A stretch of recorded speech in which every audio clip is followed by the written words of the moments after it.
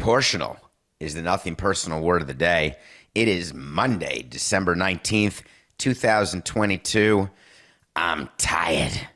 That was a weekend of sports, a weekend of Hannukah, a weekend of schlepping, still recovering from sports, delivering some of the great moments of the year all on one weekend. But I'm starting with proportional because I gave my time to the World Cup. I don't regret it. I fell in love with football this year. You know, I talked about it with Coca quite a bit. I've got other friends who are into the EPL. I've been to an EPL game. I've heard of some of the players. I've done the game where you see how many followers does that player have versus the greatest follower in basketball, LeBron James. Oh my God, Ronaldo has that many? Right, I've done that. But the World Cup became different. Maybe it started because of Qatar and because of the migrant workers dying, or maybe it started because of the sports washing. Maybe it started because of nothing personal and the fact that we had a show, so I had a different size platform to discuss. But I paid great attention. Watched games during the group stage, watched them all. The only games I missed the entire World Cup were when they played side by side, Group 3. Game 3 of the group stage. That's it. Every other game. I'm watching the final yesterday, and I'm cheering for France for no reason other than I chose France before the World Cup started. Why wouldn't I want to see myself? Just ego, right? Hey, you picked it from the beginning, and you're on record that you did it. Better story is Messi finishing his career with winning the World Cup. The final, making him the greatest of all time. And I had been to Barcelona, took pictures with Messi. It was a cutout of Messi, but it was still Messi. The guy's my size, by the way. So I had gotten Messi stuff for my kids or whatever, but I just didn't appreciate Messi, Argentina. I didn't appreciate what was going on in Buenos Aires when they cut to that, what it means to people, the tears. And I've watched a lot of sports, a lot of American sports, seen a lot of people cry, made a lot of people cry. But this just felt a little different. So I'm watching the game, and all I'm thinking is, what a disaster. It's not even a good game. Messi scores on a PK, scores again. It's 2-0 Argentina. France can't even command the ball. Their first touch is terrible. I look at the stats of who's possessing the ball for how long. And I assume that it's not right because it seems as though Argentina is possessing the ball 80% of the time.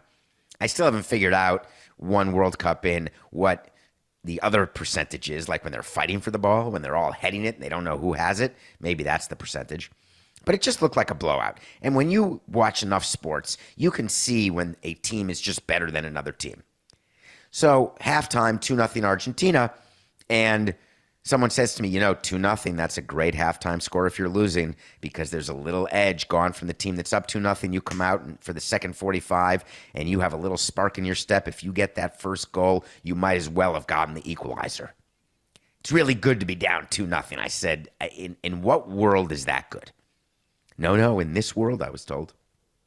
Watching the second half, watching the coronation of Messi take place, which was happening up to the 80th minute, basically. Everyone was just starting to get their words ready. All the announcers, you could tell. They were beginning to think about what phrases they were going to say.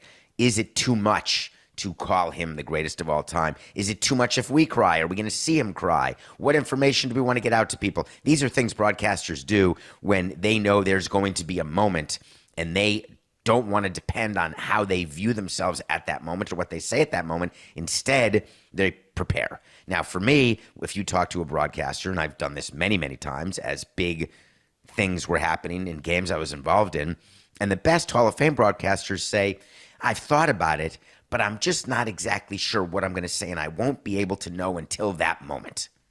Other broadcasters say, listen, when that goal is scored or when that final out is made, I am going to say the following thing.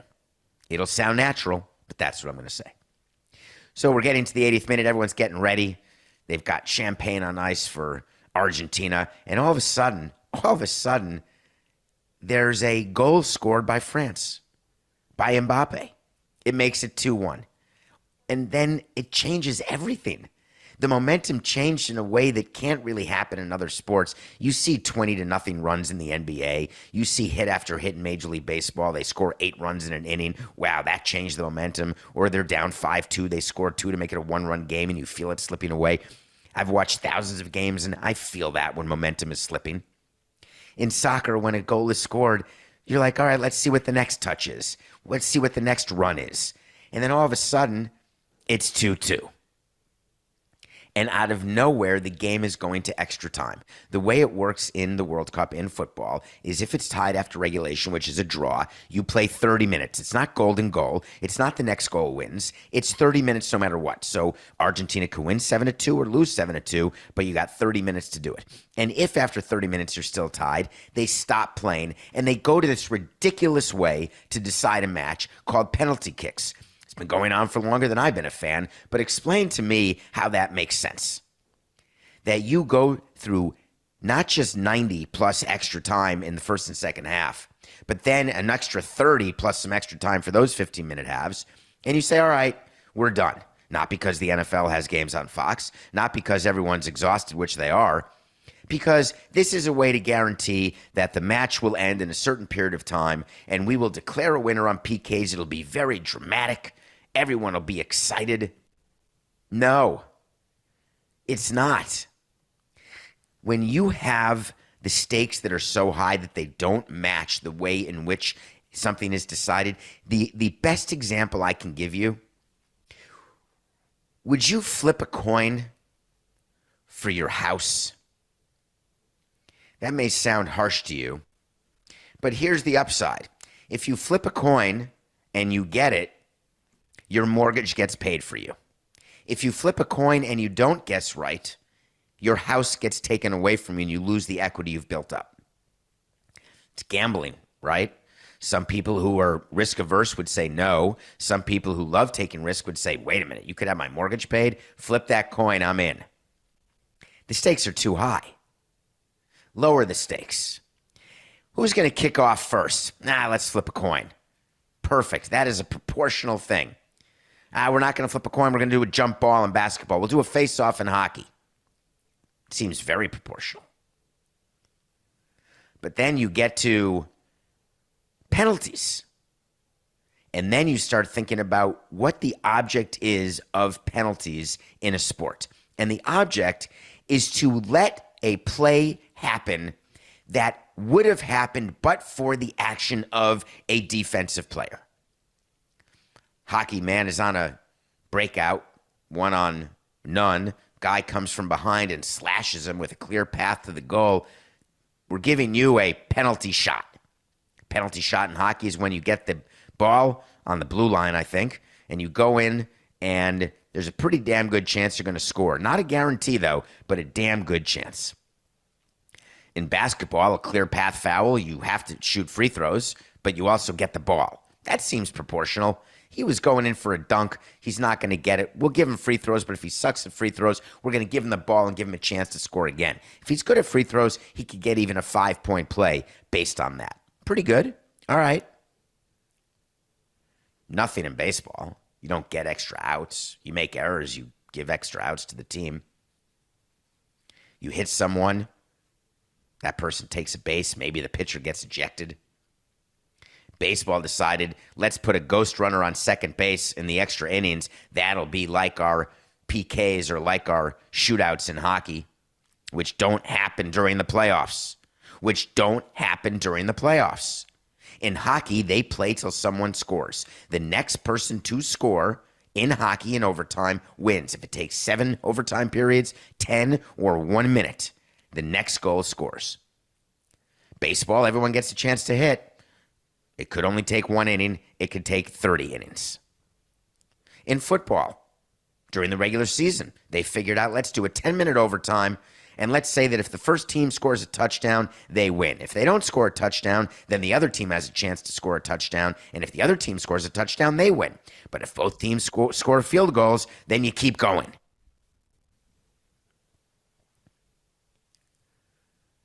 And then the next team to score wins. That's why we're seeing all these ties. But in the playoffs, it doesn't work that way. In football, you're going to keep playing till someone scores. No matter what. No matter how long it takes. So then we're watching soccer. People complain, like I did.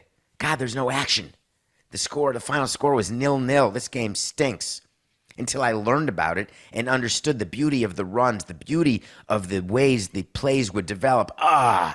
He just missed the strike. That wasn't a perfect touch. There's things going on all the time. Why can't they just play until someone scores?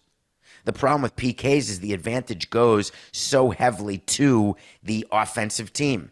It is so hard to stop a PK. Now you're going to tell me, but David, Argentina, the goalie stopped 2 of them. It was amazing. It's a miracle. That's true. That's why Argentina won the game.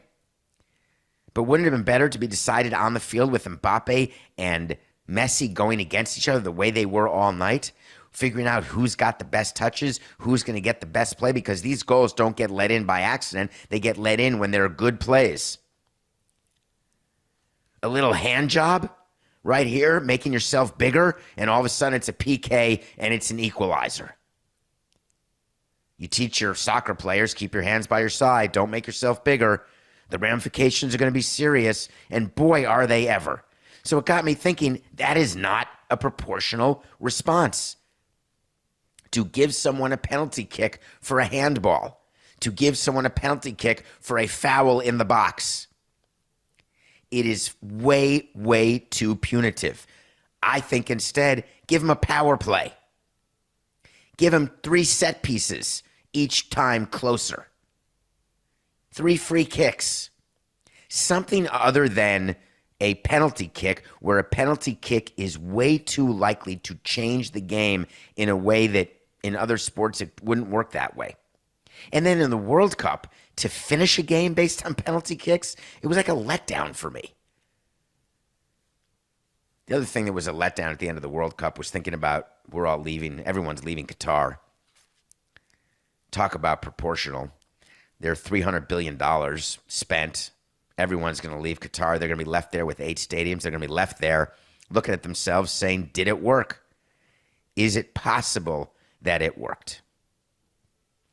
They go out and do the medals, and I turn to FS1 because Fox had to go to the NFL, so I'm going to FS1 looking, and there's the head Qatari sheik, the #1 sports washer, the person in charge, who aware of every decision made, aware when migrant workers had their passports taken away and were living in squalor and couldn't leave until they either died or the stadiums were finished, and then they still couldn't leave. People are going up on stage, getting medals. You have the head of FIFA, Infantino, crook. You've got the head sheik in Qatar standing there, smiling, crook. You have the president of France. Players are going back and forth getting their medals. They're forced to shake the hand of the sheik. Some players awkwardly gave a hug. Some players gave an awkward handshake. Some players didn't realize who it was. Some did. Horrible to create that photo opportunity. I wouldn't have allowed it for my players. Would not have allowed that photo opportunity. The photos can be taken out of context. They get their medals, and then they're taking a team photo, and Messi is wearing, what's it called, Coca? He's wearing the outfit given to him by the head sheik. And Messi doesn't stand for that. He wasn't making a political statement. It was called a bisht. I'd never heard that word before. So all these pictures he's going to have for the rest of his life. Hey, Daddy, what's that? Hey, Grandpa, what were you wearing? Is that a cloak? Is that a smock? Oh, that's something from that murderous, ravaging piece of crap. Oh, that's weird, Dad. Why'd you do that? Hey, I was there. What else was I going to do? Was that not a good opportunity for all the different clubs who talked about all the things they wanted to do, to talk about LGBTQ rights, to talk about all the things where FIFA could punish them and tell them not to do it? You go up on stage. What are you doing? If Michael Jordan can cover the damn Reebok sign with a flag, my guess is that you can put on a rainbow. Honor Grant. Something. Except letting us all believe that, hey, it's all good. I won my World Cup. I'm going to kiss it and smile. That was your moment. I get what Fox was doing this entire time. And people were critical of Fox's coverage of the World Cup. What a tough position they were in. How much time do you spend on these topics where so many people would rather just talk about sports? They don't want to talk about death. They don't want to talk about despair, racism, misogyny, murder. They don't want to talk about that. I'm having a beer and a donut, maybe a schmear. I don't want to hear negativity. Don't bring that in my house. I'm watching the PKs. Coke and I were talking about the show, and Coke was like, hey, David, what happened to Fox? Why weren't we looking at Messi the whole time? Like, where was Messi? It's true. Shouldn't there have been a camera always on Mbappe and Messi when the other people were shooting? We saw a replay of Messi going, oh, crap, when one of his teammates didn't score. But I wanted to see Messi like the minute they won the World Cup, like the anticipation. I was more interested in that, maybe a split screen. That was the bigger story. So I don't find PKs to be proportional. I'd like there to be the ability to play on. Just keep playing. They're tired. That means someone will score. But ending it on PKs, it felt like it didn't do justice to the game. Football, and then I went right into the NFL, and I'm recovering from this weekend's games because one thing that I always tried to do was to plan for everything. You're always planning. You're game planning. You're planning behind the scenes, off the field, on the field. You are trying to solve for any possible issue that could happen. That's what you do. That's your training as a lawyer. That's your training as an executive, to think of everything. And we talk to our manager and coaches, coaching staff and GM and say, all right, here's 20 things that we think could happen. Are we missing any? Are there scenarios that we're not gaming right now? So 2 games happened of note this weekend, at least 2. One of them was happening Saturday. I love Saturday NFL, and that means the reason, just a little truth here. The reason I love Saturday NFL is that means it's getting close to the end of the season. Keep in mind when you run an MLB team and you have an NFL team in your city, you hate the NFL because they take away attention from your fans. They take away attention from your sponsors. They take away column inches in your paper, on your local news. You just want the NFL season to end because that means spring training is coming and you can, again, take the column inches. So that's why I like Saturday football. Now that I'm not running a team, I like Saturday football, not because it means the season's coming to an end, but because it means there's more games to watch. So I've totally gone to the other side. So I'm watching the game, and I'm looking at Jeff Saturday, the coach of the Indianapolis Colts. And I'm thinking about the craziness of us hiring Dan Jennings, our GM, to be our manager. I'm thinking about what Jim Irsay's going through, having to defend, bringing an analyst out of the booth at ESPN, a good friend, former player, into the coaching room. How strange it was, sort of the hell he caught with people from Bill Cowher to Tony Dungy to every columnist in town saying this is an affront. You have offended all assistant coaches. And I just thought to myself, Jim Irsay doesn't care. Owners don't care. They're going to do what they want. They literally, I'm so sorry, folks. They don't care what anybody says about the decisions they make because they think they're right. So the Colts are beating the Vikings 33-0. And I was thinking that the Vikings are like a fraud. They're a 3-loss fraudulent team. How do you get that? You can't have that in baseball ever. If you win 90 games, you're good. Like you can be a fraudulent 70-win team. But a 90-win team? No, it doesn't happen. Like a 10-win football team, to me, how can that be fraudulent? But I'm watching the Vikings. There's just something wrong. And I know the Wilf brothers, and that's not a humble brag flex. I've just had the opportunity to be in their circles around Yeshiva University and some of the charity they do, and sports, etc. And I'm just inside their head thinking, God, I know exactly what they want to do right now. They want to fire someone. They want to leave. They want to not watch. Because going into a game against the Colts and Jim Irsay and Saturday, you are saying to yourself, we're winning this game. And if we can't get up for this game and crush this team, we've got a problem in leadership. So the game is 33-0, and then all of a sudden, the Vikings score, then they score, then they score, then they score, and then they score, and then they score. And all of a sudden, they tie the game on a touchdown and 2-point conversion, and the game goes to overtime. And at that point, I was thinking, oh my God, if the Colts lose, that means that the quarterback of the Colts, Matt Ryan, is going to live the rest of his life being the quarterback of a team that built huge leads in the Super Bowl and in the regular season and lost them both. Yes, Matt Ryan was the coach, was the QB of the Falcons when Tom Brady came back from a 28-3 deficit. Matt Ryan was the quarterback of the Colts on Saturday when the Vikings came back to beat them 39-36 after being down 33-0. There's never been a comeback like that in the history of football, ever. Regular season, postseason, Super Bowl. You saw that Saturday. What do? What's the proportional response to that? Do all of a sudden, the way the Vikings played in the second half, you say, hey, Kirk, I'm giving you an extension. You're that good. Or do you say, Kirk, the way you played in the first half was just so bad. Is this who you are? Or do you just stay quiet and move on to the next week? If you're Jim Irsay, do you say, man, everybody was right? This was just terribly coached. Several examples. Or do you double down and say, we did it exactly the way we should have done it? Those are the breaks. In sports, we rationalize results according to decisions we already have made. We are the king and queen of confirmation bias. We will not watch a game like that and make any other decision about our coach or GM or a player than wasn't made before the game even started. It is the most irrational way to run a team because when you use confirmation bias, it's irrational to do anything in your life with confirmation bias because it means you're not making a clear evaluation of what's in front of you.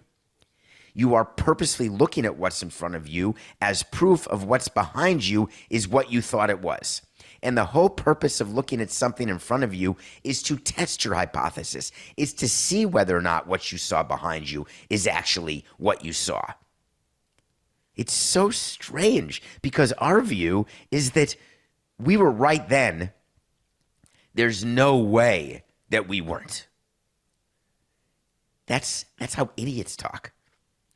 The best way to do it is to say, we were right then given what we knew. Now we know something else. Does that change the equation of our process that led to a result that led to us knowing what we thought we knew then? But we've got to take what's new into account, don't we? But the only thing we're going to take that's new into account is something that proves our previous hypothesis. It's absurdity. Do me a favor. When you're listening to this show, and we'll be done, let's say in 20 minutes or whenever we're done. How about today, just once, try to have the self-awareness to see when you're using confirmation bias. And I guarantee you one thing, every single one of you, and I appreciate every single one of you who listens to this show, every one of you does it every day. And there are no exceptions. It's the human condition. And those of you who can fight it the best are going to be the most successful. So Saturday's game was weird, historic. Sunday's World Cup blew my mind. Nothing crazier could happen in the NFL until I'm walking back from a Hannukah party, and then boom, I get an alert. When I get alerts during the course of a day or when Coca sends something to me, it means something is SW, show worthy. Sometimes Coca will send something to me and say NSW, not show worthy, but I wanted you to see it. He sent me what happened with the Patriots and the Raiders, and he didn't have to say SW or NSW because some things are just too obvious. If you didn't watch the Patriots and Raiders, let me just, in 10 seconds, sum it up. In a tie game, when you have the ball and you have no chance to score, no chance to kick a field goal, no chance to stop the clock. You basically take a knee and go to overtime. Hopefully win the flip and then score a touchdown. Or if your defense has to play well and stop a touchdown, put your defense on the field. When regulation is ending and you're losing and you've got to score, you don't take a knee. You go for a Hail Mary. If you can't throw the ball that far, you may go for a run and then laterals. The crazy lateral play where you're running and then you're about to get tackled and it's like kill the carrier in recess when you're in 6th grade and you just keep throwing the ball, but then you end up going backwards instead of forwards and then you try to go around the other way. You're hoping for a miracle, and that's what it would take. But when you're losing the game, a miracle, no matter the likelihood, is the definite path that you need to go down. Not even a question. If you're winning a game in football at the end of the game, do you know what they do? They do the kneel formation where they all crowd around the quarterback, no matter where you're on the field. You do the counting of whether or not the clock can be stopped by the opponent. You take a knee, done, win the game, throw the ball to the referee, go to the middle of the field, shake the hand of your counterpart, get into the clubhouse, take off your shoulder pads, and take an ice bath. Great. Turns out that the Patriots were not losing the game that they were doing this lateral play in. The game was tied. Got the alert and looked on my phone, and I thought that the Raiders were winning, causing the Patriots to do this. But the game was tied. The Patriots are doing these crazy laterals, and one lateral gets thrown into the hands of a Raider defender, and the ball is live. The guy gets the ball and runs toward the end zone, his end zone. Well, it's the Patriots' end zone, but the end zone where the Raiders score.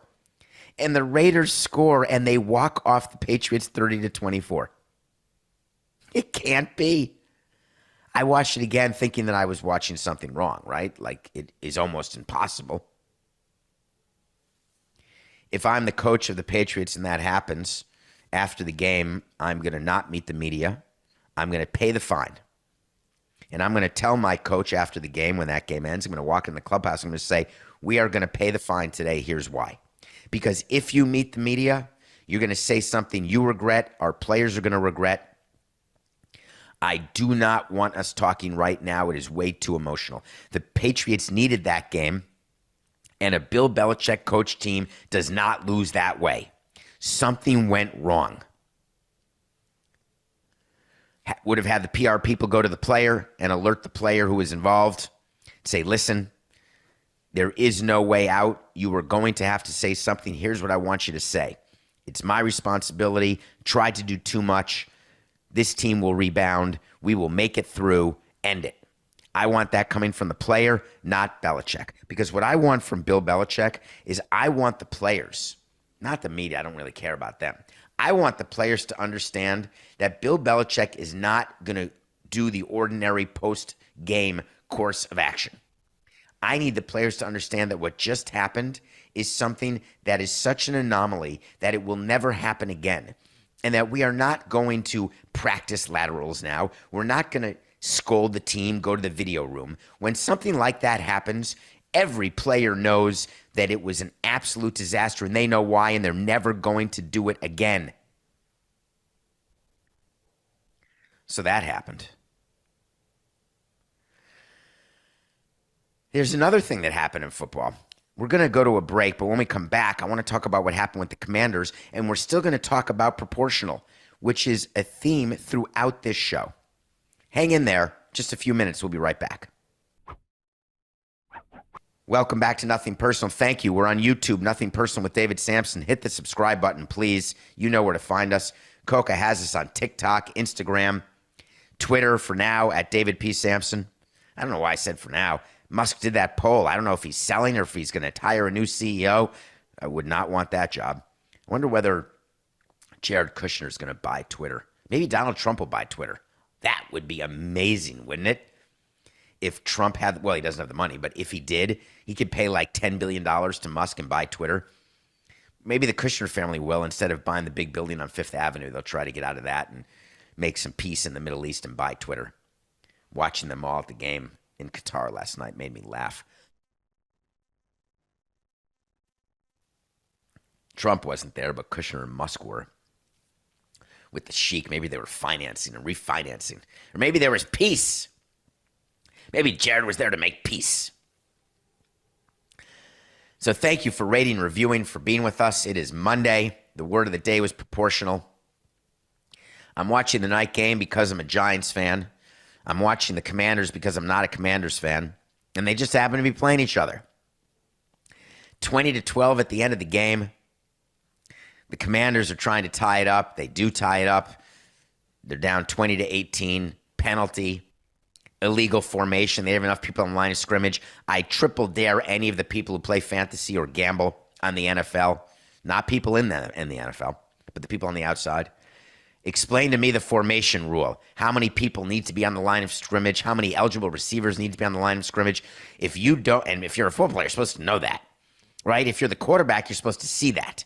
If you're an offensive lineman, look right. Oh, shit, there's no one on the line of scrimmage. Get up, get up.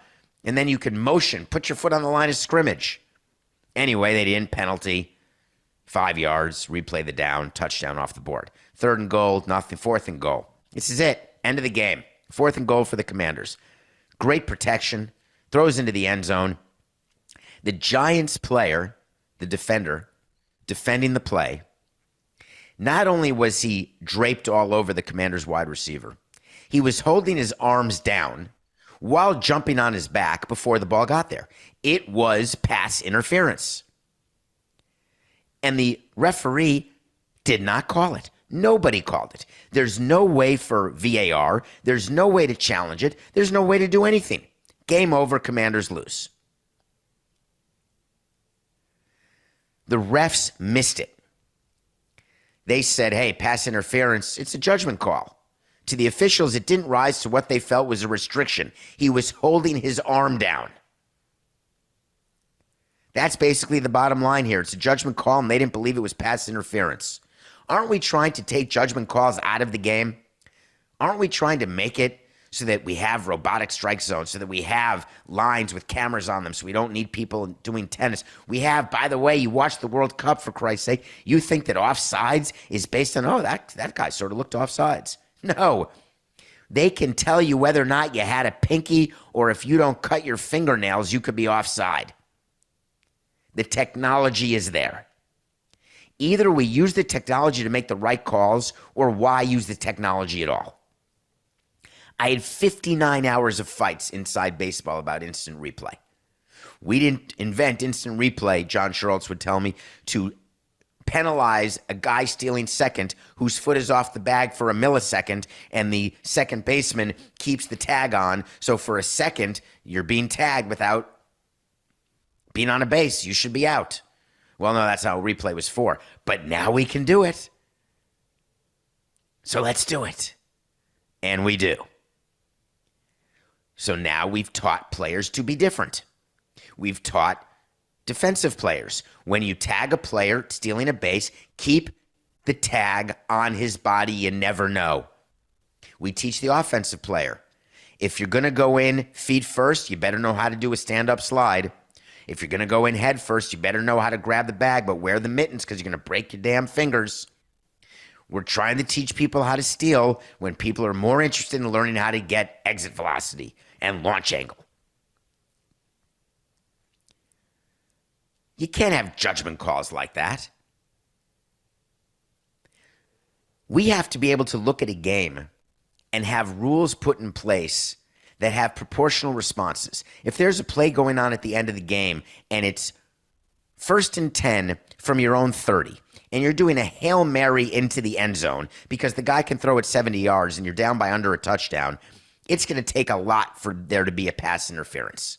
Because if there is a pass interference, it becomes a spot foul, and the game can end on a defensive penalty. That team would all of a sudden have a free play, an extra play, with no time on the clock at the 1-yard line.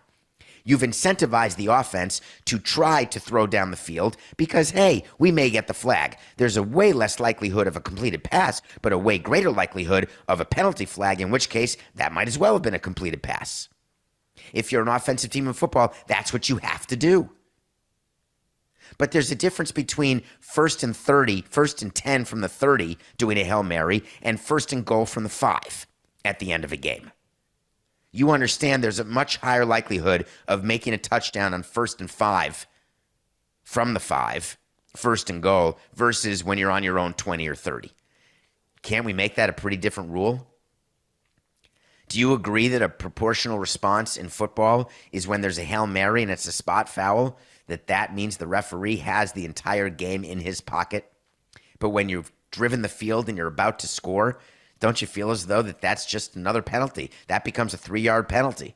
It's like defensive holding. There's no difference between defensive holding and defensive pass interference when you are already on the 5-yard line. Automatic first down, 5 yards, half the distance at the goal line. Spot foul in the end zone, you don't get a touchdown, you get the ball put on the 1. What a bizarre thing that you could have two totally different penalties where defensive holding, when you're first and 10 from your own 30, you need a touchdown, and they call holding, 5 yards. Now you're on your 35, you got to do it all again. But if he calls pass interference, you're way down there ready to score a touchdown. Proportional.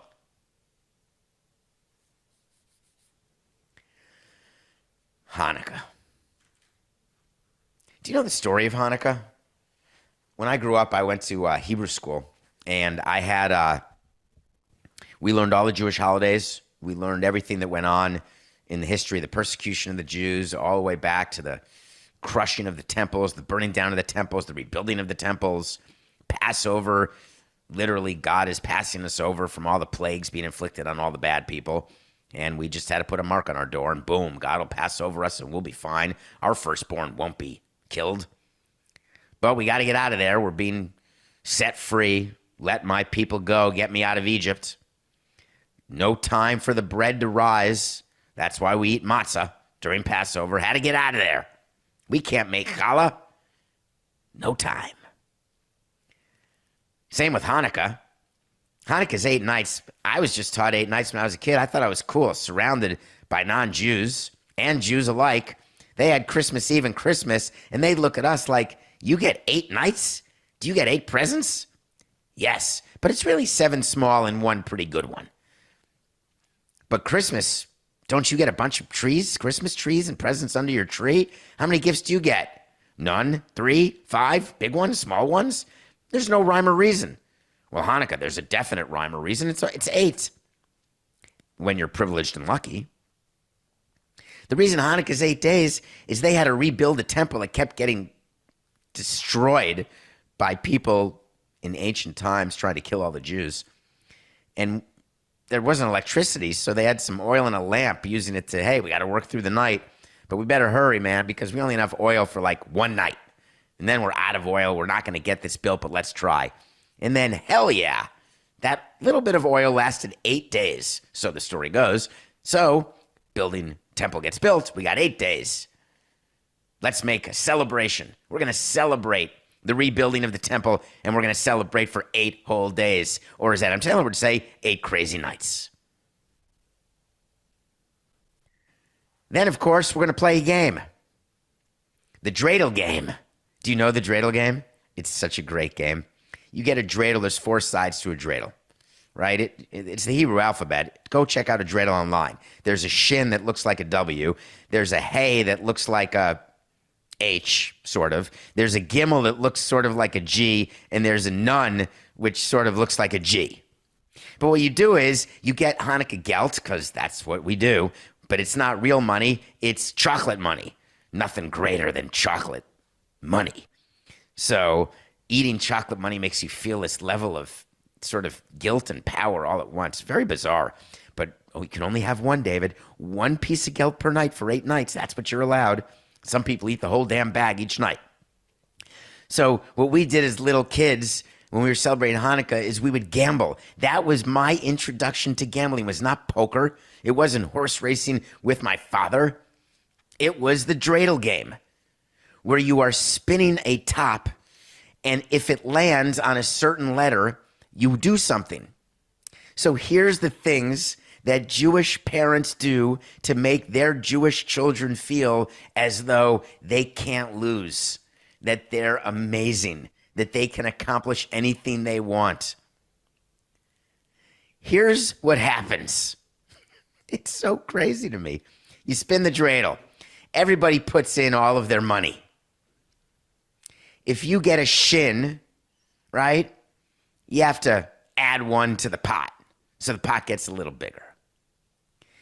If you get, just add one, right? You have a collection of stuff, you put one in the middle. No big deal. You get a hay, right? So those are the four things. It's hay, which means you count the pot and you take half the pot. So you have a 25% chance of taking half the pot. You have a 25% chance, because there's four sides, of putting one extra piece of money in the pot. If you get a gimel, 25% chance, you get the whole damn pot.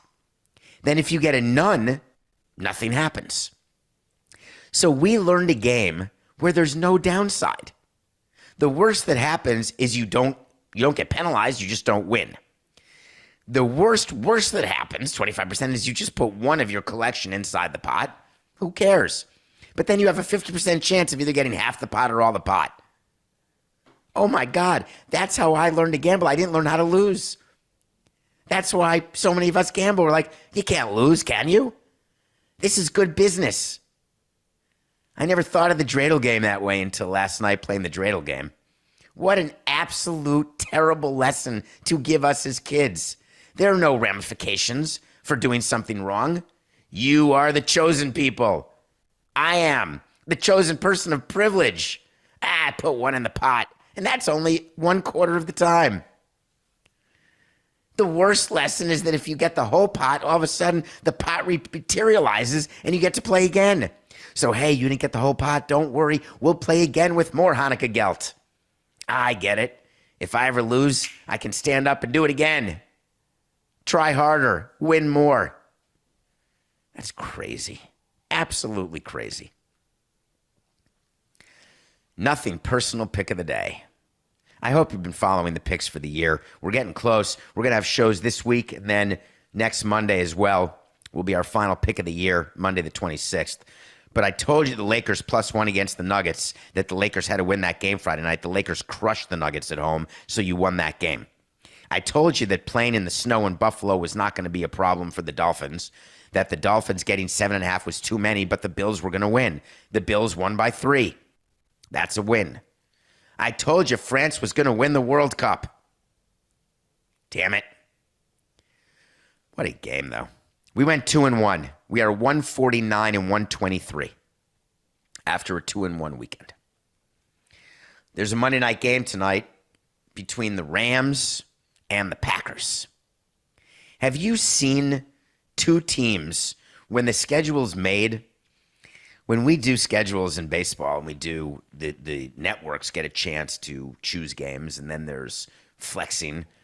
Hey, we don't like that game. There's a better game. Let's put Mets-Cardinals in when it was going to be Yankees-Red Sox. No, we got to keep Yankees-Red Sox. But Mets-Cardinals is sort of fun. We'll put that in. Mets-Yankees. Anyone want to see a Marlins-Guardians game? Nah, we're not going to show that on national television. Please, don't be ridiculous. So Monday night, big package. Welcome to Monday Night Football. The defending Super Bowl champion Los Angeles Rams against the Aaron Rodgers Green Bay Packers. Can someone explain to me why that game wasn't flexed? Those guys stink. Both teams. Of course, everyone's going to watch it, and everyone's going to say, more people watch that than the World Cup. More people watch that than every World Series game. But comparatively speaking, is this the best game of the weekend? Are you all watching it? Of course you are. That's the joke. That's the jealousy I feel, the anger I have. That no matter what crap is shown to you by the NFL, you're all watching. We show you a crap game, and you say, boring, long, bad teams. And then the commissioner of baseball gets together with the John Skippers of the world and says, we're not showing the Marlins among 20 other teams. We're going to give the people what they want, and they just want the 10 teams. They don't do that in football. Give the people what they want. Just anybody. Line up 22 guys, put it out there Monday night. Aaron Rodgers mailing it in. Pathetic. Rams are getting 7 points from the Packers. I promised you I would not lose another Packers play. I promised you that I would not take the Packers again. I'm not. Rams +7 is the pick of the day. Go on YouTube and see if you notice something different today. Coca had me buy some different equipment because he wanted to see if I could do the show without this tent sort of leaning into the microphone. So I got a new microphone on an arm, and I've been sitting back this whole time, which is interesting because my back doesn't hurt, which it always does at the end of a show, because this was my position. Go on YouTube right now. My normal position for a show is I'd be leaning in, my shoulders would be scrunched, I'd be putting my face right into the microphone, talking to you like that. Here's the problem, though, Coca, as we're evaluating this show today. With me leaning back like this, I almost feel like I'm too relaxed. Like my brain is not properly articulating my thoughts. I'm not putting sentences together correctly. So let's listen back to the show. And if this is a bad show, I think it's because I'm way too comfortable. Anyway, we'll see. We'll figure it out.